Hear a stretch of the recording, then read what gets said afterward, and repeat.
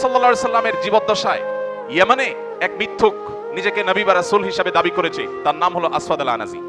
আসওয়াদ আল আনাসি সে যখন নিজেকে নবী এবং রাসূল হিসেবে দাবি করেছে, মুহাম্মদ সাল্লাল্লাহু আলাইহি সাল্লাম তখন জীবিত। তিনি তখন ইয়েমেনে থাকা মুসলমানদেরকে নির্দেশ করেছেন যে এই মিথ্যাবাদী যে মানুষকে প্রতারিত করছে তার বিরুদ্ধে যুদ্ধের জন্য প্রস্তুত হও, এবং মুসলমানরা প্রস্তুতি নিয়েছেন। পরবর্তীতে আল্লাহর আজীব এবং অদ্ভুত ফয়সালা তার নিজের স্ত্রীর হাতে সে শেষ হয়েছে, এবং তাকে আল্লাহ রাব্বুল আলামিন মুসলমানদের আর কষ্ট করতে হয় নাই, তাকে এমনি আল্লাহ তাআলা বধ করেছেন। এরপর নবী করিম সাল্লাল্লাহু আলাইহি সাল্লামের দুনিয়া থেকে বিদায়ের পরপরই শুরু হলো মুসাইলামা আল কাজ্জাবের ফিতনা।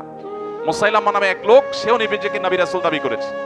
এরপর আবু বকর সিদ্দিক রাদিয়াল্লাহু তাআলা আনহুর শাসন আমলে সিনিয়র সাহাবীরা পরামর্শ করলেন কি করা যায়। দিন দিন তার ফিতনাটা প্রকট আকার ধারণ করছিল।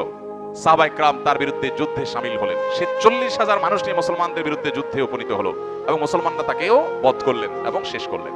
তাহলে মুহাম্মদ সাল্লাল্লাহু আলাইহি সাল্লামের উপস্থিতিতে খুদ সাহাবায়ে কেরাম মিথ্যা নবুয়তের দাবিদারকে কখনো এক তিল পরিমাণ সহ্য করেননি। নবীজি সাল্লাল্লাহু আলাইহি সাল্লাম বলেছেন, আমার পরে 30 জন মিথ্যাবাদী পৃথিবীতে আসবে। কতজন? 30 জন। তিনি সব ভবিষ্যদ্বাণী করে গেছেন, আল্লাহ তাকে ওহীর মাধ্যমে জানিয়েছেন। এই 30 জনের প্রত্যেকে এসে বলবে আমি নবী বা রাসূল আল্লাহর পক্ষ থেকে, কিন্তু এরা সবাই মিথ্যাবাদী, তোমরা জেনে রাখবে। তিনি বলেছেন ওয়া ইন্নাহু সায়াকুনু ফি উম্মতি কাযাবুনা সালাসুন, আমার উম্মতের মধ্যে 30 জন মিথ্যুক আসবে, আবির্ভাব হবে।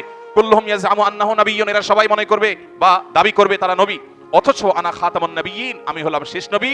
লা নাবিয়্যা বাদি, আমার পরে আর কোন নবী আসবে না। ভাইরা আমার, আমাদের পার্শ্ববর্তী দেশ ভারতের গুরুদাসপুর জেলার কাদিয়ান নামক গ্রামে ইংরেজ শাসন আমলে গোলাম আহমদ নামে এক লোক নিজেকে বিভিন্ন সময় নবী, রাসূল, মাসিহে মাউদ বা প্রতিশ্রুত মাসিহ এরকম বিভিন্ন নামে নিজেকে দাবি করেছে।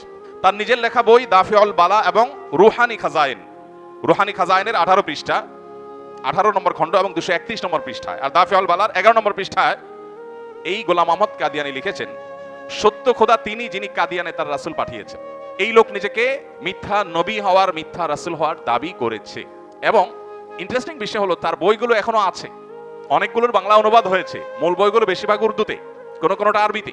এই লোক তার বইয়ে সে নিজেই দাবি করেছে সে এবং তার পরিবারের লোকজন ঐতিহ্যগতভাবে ইংরেজদের খুবই অনুগত ছিল, যে ইংরেজ